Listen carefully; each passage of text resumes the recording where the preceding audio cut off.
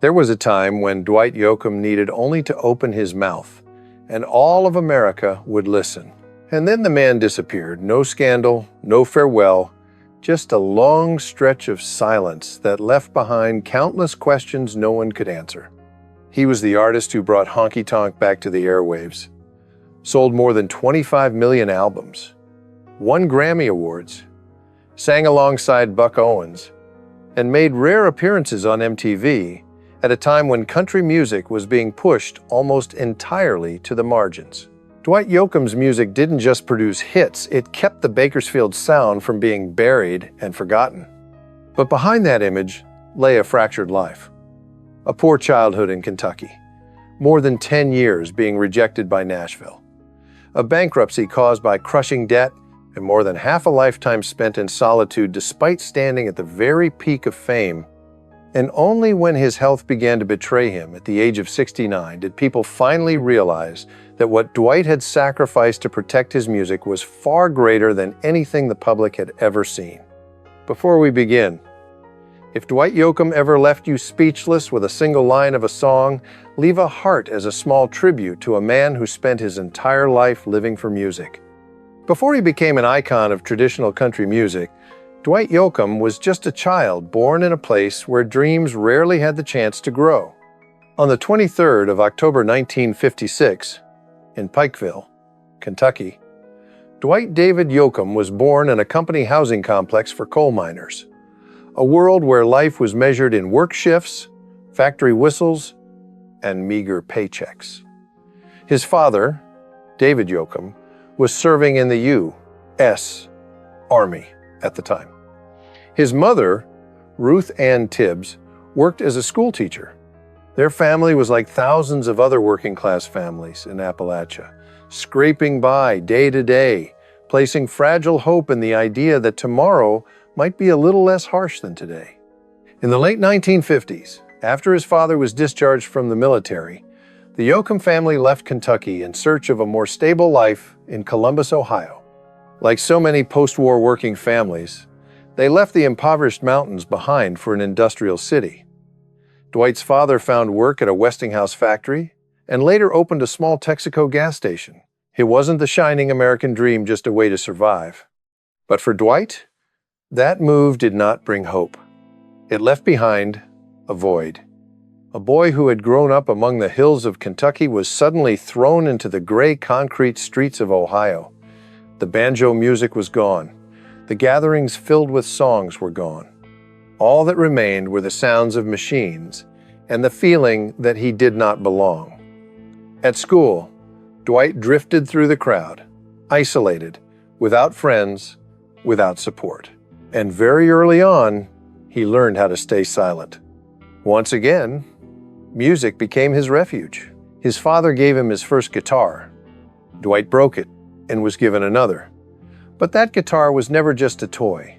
It was the last thread that allowed him to hold on to a piece of Kentucky that Ohio could never replace. In a small bedroom, Dwight would sit for hours with clumsy chords, listening over and over to the aching voice of Hank Williams, as if each note were helping him understand who he was and where he truly belonged. But Dwight's childhood was shaped by more than music.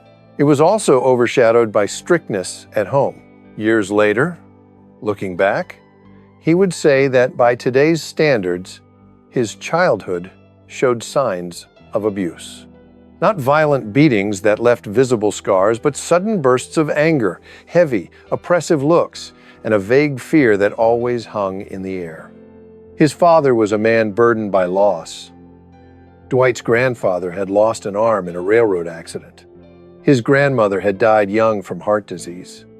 Those wounds hardened him, closed him off, and that hardness gradually became something Dwight had to endure every single day.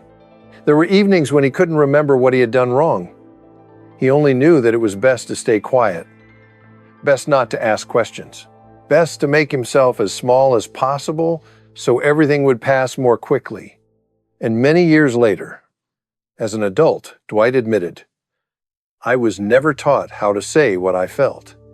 I was only taught how not to say anything at all." That upbringing forged an independent, skeptical, and unyielding personality traits that would later ensure he would never truly fit in with Nashville. As the 1970s began, Dwight slowly started to find his voice. He joined school bands, studied drama, and stepped onto the stage for the first time in the role of Charlie in the play Flowers for Algernon. That performance gave him something music alone never had: confidence. He formed the Greaser Band and performed at parties and small events. No fame, no money, but enough to confirm that the stage was where he belonged. In 1974, Dwight graduated from Northland High School with outstanding achievements in both music and theater. He went on to attend Ohio State University. But the longer he sat in lecture halls, the more he felt he was heading in the wrong direction. School could not teach him what his heart was searching for.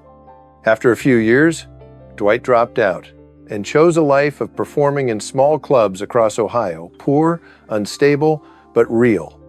During those years, he began to fall in love with a different kind of sound, the Bakersfield sound. Buck Owens, Merle Haggard, artists who had once challenged Nashville with raw, sharp-edged, unpolished honky-tonk. That music did not exist to be prettified. It existed to tell the truth. And Dwight felt that he saw himself reflected in it. A quiet belief began to take shape. Country music had to be able to speak the pain of real life. In 1977, carrying that belief with him, Dwight left Ohio and headed for Nashville. He believed it was where musical dreams were born. But what awaited him was not opportunity, it was the first major fall of his life. Dwight arrived in Nashville carrying the promise of a recording contract, but he quickly realized it was nothing more than a scam. The money disappeared, the opportunity never existed, and in a city chasing glossy country pop, his raw sound simply had no place. No one listens to that kind of music anymore. That sentence echoed again and again in cold audition rooms, as Dwight was rejected time after time, not trendy enough, not marketable, no future, until, in days of scraping by with no money and no footing, he was forced to confront the most painful question of his life. Was this dream still worth continuing? But there are people who do not know how to turn back, and Dwight Yoakam was one of them.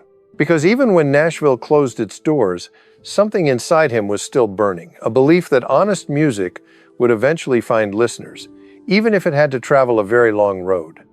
In 1978, on the advice of a friend, he moved to Los Angeles. It was a city of rock, punk, and new wave, where country music had almost no place. A white-hatted cowboy in tight jeans, singing honky-tonk in clubs filled with spiked-hair punks and the heavy smell of beer, it sounded like a joke. But Dwight had nothing left to lose. His early days in Los Angeles were brutal. He lived in Long Beach, taking whatever odd jobs he could to survive, driving trucks, loading cargo, anything that allowed him to keep playing music at night. He formed his own band and began performing in small clubs, where audiences held no prejudice against genres and cared only about whether the music was real. And something strange happened. When Dwight stepped on stage and began to sing, the crowd did not walk away or laugh. Instead, they started to sway, whistle, and cheer, because in the sharp bite of his Telecaster, they heard the same energy punk music had once carried, raw, rebellious, and unfiltered. Bakersfield fused with punk in a way no one had expected, creating a form of country that was impolite, unpolished, but alive, like blood rushing through veins. From those smoke-filled bar nights, the name Dwight Yoakam began to spread through the Los Angeles underground. He didn't just revive honky-tonk, he made it dangerous again. In a city thousands of miles from home, where no one cared about Nashville, Dwight felt listened to for the first time. In 1982, he met Pete Anderson, a guitarist and producer who shared the same musical mindset. That meeting became a decisive turning point. Pete did not try to soften Dwight's sound or force him to chase the market. Instead, he helped sharpen what was already there. Bakersfield guitar tones as sharp as blades, and a raspy voice that refused to compromise. Two men with the same belief began building what would later become the Dwight Yoakam sound. In 1984, they released the EP Guitars, Cadillacs, etc., etc. on the independent label Oak Records. There was no major promotion, no big radio backing, yet the EP made a powerful impact among traditional music fans. It was Dwight's first true indie success, proving that an audience existed for the music Nashville had abandoned. A year later, in 1985, Reprise, Warner officially signed Dwight Yoakam, closing nearly a decade of wandering from Ohio to Nashville and then Los Angeles, and when he finally stood before the door he had knocked on throughout his youth, he did not step inside as someone begging for a chance, but as a man carrying music that had been forged long enough to refuse being bent. In 1986, Dwight Yoakam released his debut album, Guitars, Cadillacs, etc., etc. And from the very first moments, it was clear this was not a product designed to please Nashville. The opening track, Honky Tonk Man, Johnny Horton's 1956 hit, was reborn through Dwight's gritty voice and knife-sharp phrasing, with no smoothing, no polish, no permission asked from either past or present. When that sound hit the airwaves, many were stunned. At a time when country music was dressing itself in glossy layers to appease radio, this raw blast felt like a slap of awakening. And the unthinkable happened when Honky Tonk Man surged into the top 3 of Billboard's country chart and even crossed over onto the pop chart, something a stripped-down honky-tonk song had not achieved in many years. Young listeners raised on rock and punk began moving to Dwight's Telecaster riffs, while lovers of traditional country stood frozen, tears welling up, because for the first time in decades, they were hearing the sound they had believed was buried forever. Music that spoke of exhaustion, loneliness, and the unvarnished truth of American working life. Success came fast and fierce. The album went double platinum, Dwight won the ACM Top New Male Vocalist Award, and even MTV, a channel that rarely aired traditional country, put him on screen. The man Nashville once refused to let record a single demo was now appearing on the biggest platforms in America. But this was only the beginning. In the years that followed, Dwight Yoakam continued to prove that his success was no accident. Hillbilly Deluxe was released and quickly achieved platinum certification, yet his music did not soften. It still carried the smell of cigarette smoke, spilled beer, and sleepless nights. Dwight did not hold his ground by changing. He held it by never compromising. In 1988, 1989, the most iconic moment of his career arrived, when Dwight stood beside his childhood hero, Buck Owens, to sing Streets of Bakersfield together. It was more than a duet. It felt like a handshake between two generations, between past and present, between a man once rejected by Nashville and the one now resurrecting the soul of Bakersfield. When the song climbed to #1 on the Billboard country chart, that victory belonged not just to Dwight, but to an entire musical tradition Nashville had once tried to leave behind. The image of 2 cowboy hats glowing under stage lights became a symbol proof that tradition does not die. It simply waits for someone brave enough to bring it back. For a time, Dwight was placed alongside major names of the new traditional country movement such as George Strait and Randy Travis. Yet one difference never changed. They were Nashville's chosen sons, and Dwight was not. He did not emerge from the system, nor was he lifted by the industry. His path was forged in the dim clubs of Los Angeles places, where no one asked whether you were trendy, only whether you were real. That background made Dwight both admired and quietly distrusted by Nashville's conservative gatekeepers. They mocked his tight jeans on stage, complained that his voice was too raw, too sharp, too radio unfriendly, and some even claimed his success was nothing more than a visual gimmick. But over time, the very things once ridiculed became unmistakable trademarks: the white hat, the defiant stance, and a presence that never asked permission to exist.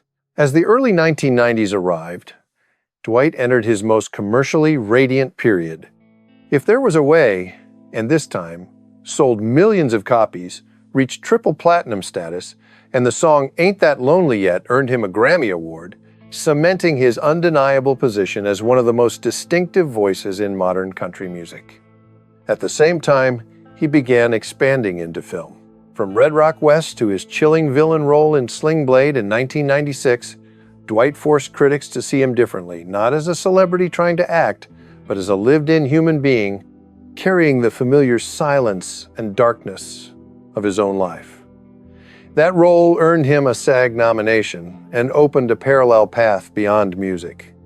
Between 1993 and 1999, Dwight released albums in rapid succession, received Grammy nominations, acted in films, and collaborated with traditional icons such as Buck Owens and Ralph Stanley. On the surface, it was a golden era, an artist at his peak, known by audiences around the world. From Los Angeles, his voice crossed oceans and echoed on European stages, where listeners raised on rock and pop unexpectedly embraced honky-tonk.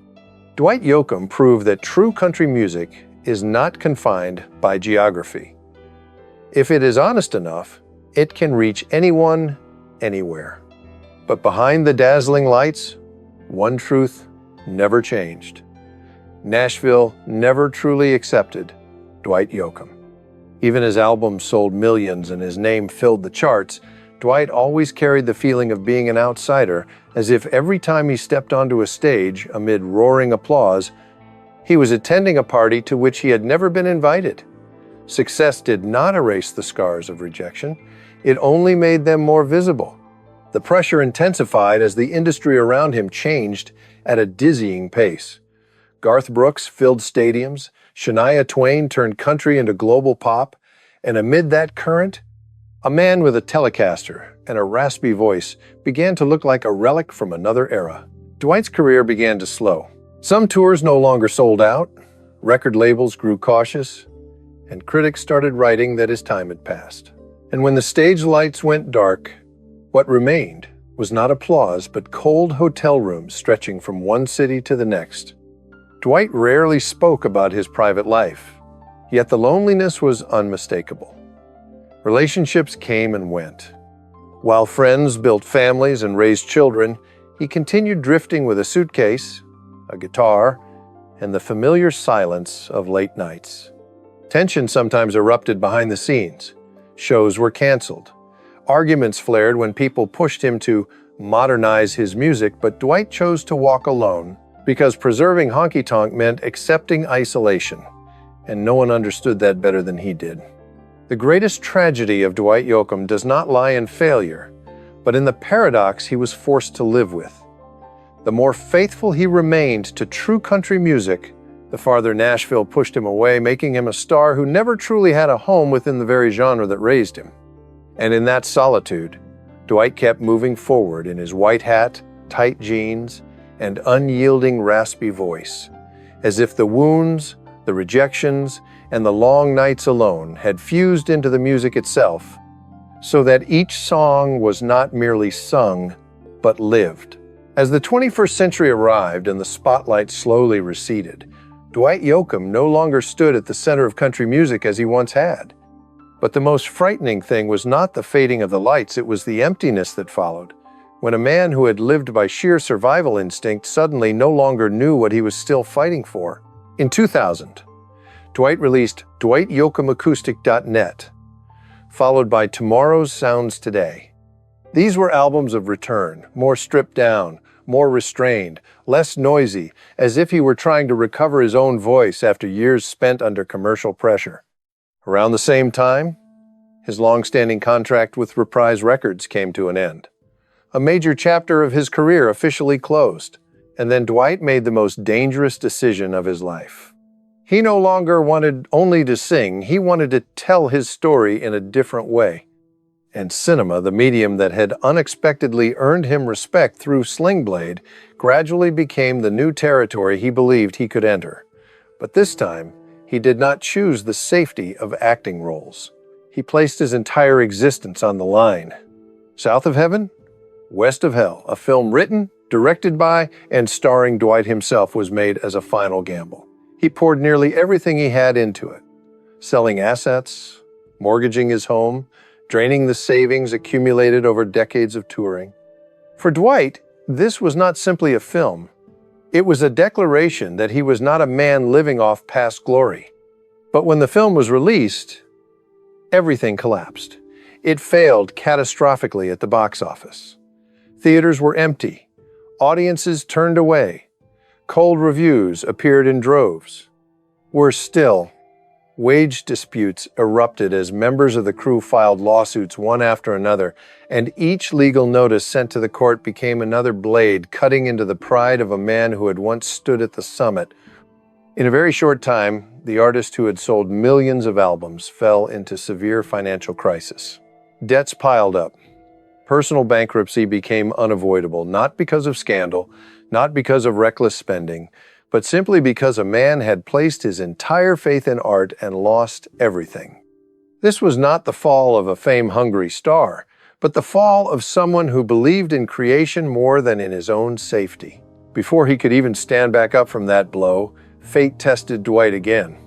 During 2001, 2002, even as he appeared on major tours alongside Brooks and Dunn and outwardly seemed to be making a comeback, his body had already begun to betray him from within.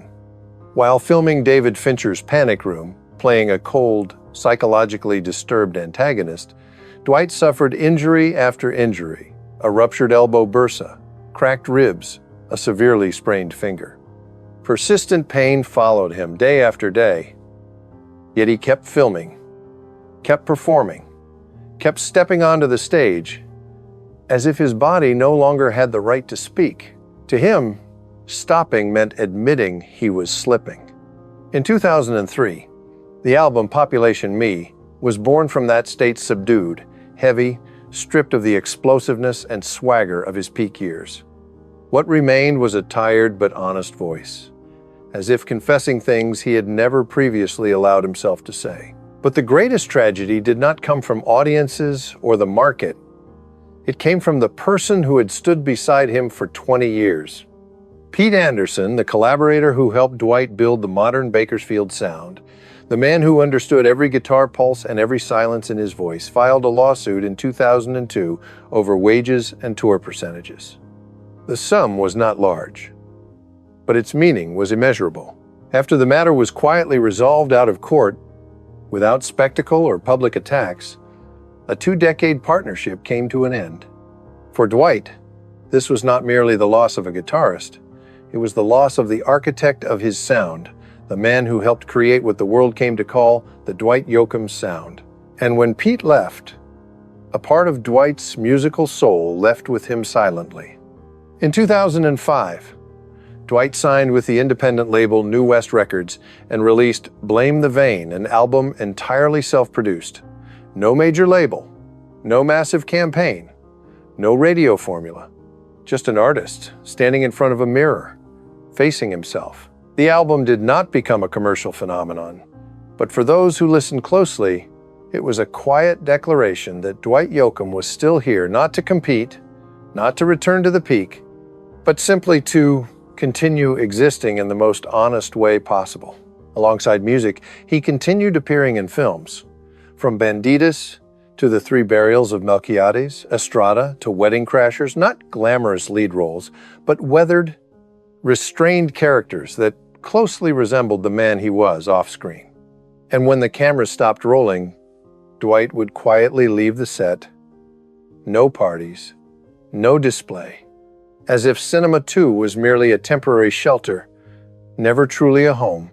From 2006 to 2009, he released Dwight Sings Buck, an album honoring Buck Owens, the spiritual mentor who had given him the Bakersfield soul. In every track, listeners could hear gratitude, regret, and a very soft farewell, not to a career, but to a youth that had traveled too far. When the 2008 financial crisis swept through the entertainment industry, revenues fell, physical records disappeared, and music entered the digital era, artists who lived by albums and stages like Dwight gradually fell out of sync. Long tours became rarer. Stage lights no longer filled the calendar. What remained were selective performances and long silences between albums. For many, This was decline.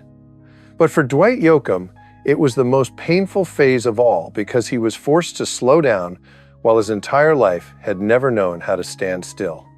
Having risen from small bars to the summit, having lived amid applause and lights, when it all receded, what remained was not peace but a haunting question. If I am no longer fighting, who am I? The 2000s did not end with a loud collapse, but with a quiet erosion as money, partners, health, and position in the industry gradually slipped away. There was no single moment to point to and say, "This is where everything ended." There was only the feeling of a man who had lived fully for art, now having to learn how to survive when art was no longer strong enough to protect him.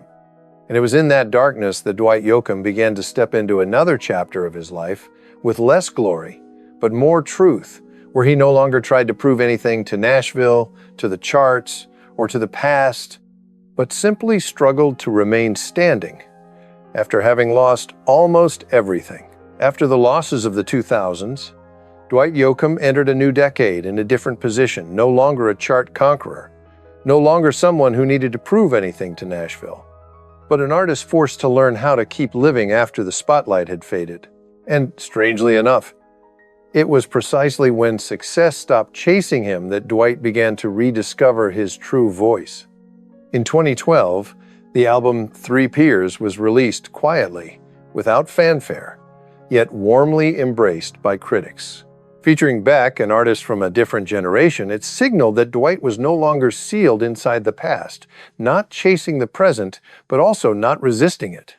His music became slower, deeper, as if each song were written after surviving enough failure that there was nothing left to prove.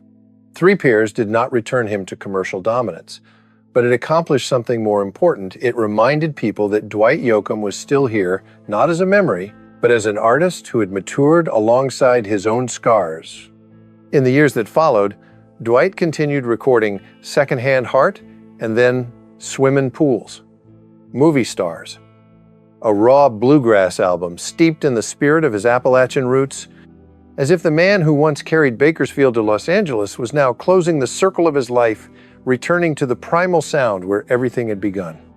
Alongside music, he continued appearing on screen, from Under the Dome to Goliath, in roles that were understated yet weighty. And when the camera stopped, Dwight would quietly leave the set.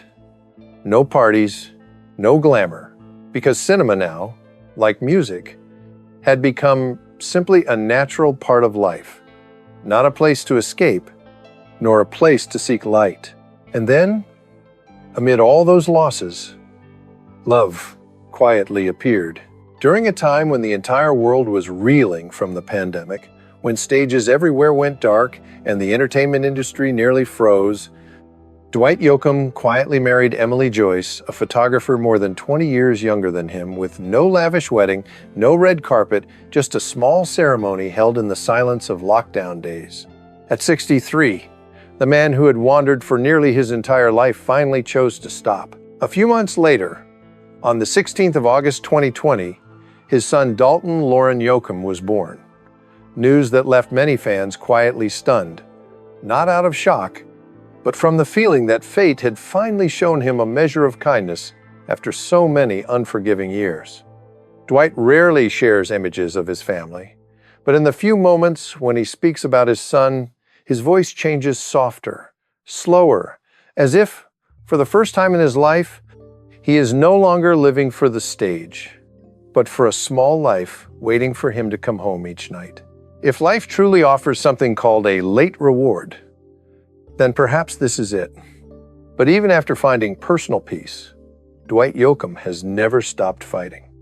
In 2021, he filed a lawsuit against Warner Music, his former label, over the removal of many of his songs from streaming platforms, citing Section 203 of the U.S. Copyright Act, which allows artists to reclaim ownership of their works after a certain period of time. This was not a battle for money, nor for fame at that age. Dwight no longer needed either, but a battle for legacy. For decades, he had lived to protect honky-tonk and the Bakersfield sound music once dismissed as outdated. and he refused to accept that those songs should be controlled by a system he had never truly belonged to. The case was quietly resolved in 2022, without fanfare, without declarations of victory or defeat. But it was enough to show that Dwight Yoakam, even as he entered his later years, had not surrendered his right to own his own voice. In the years that followed, he continued to appear regularly on stage, no longer massive tours, but more intimate, meeting-driven runs, such as the LSD tour with Lucinda Williams and Steve Earle, where three artists, three different paths, shared a single belief: Americana music does not need to be saved. It simply needs to be lived honestly.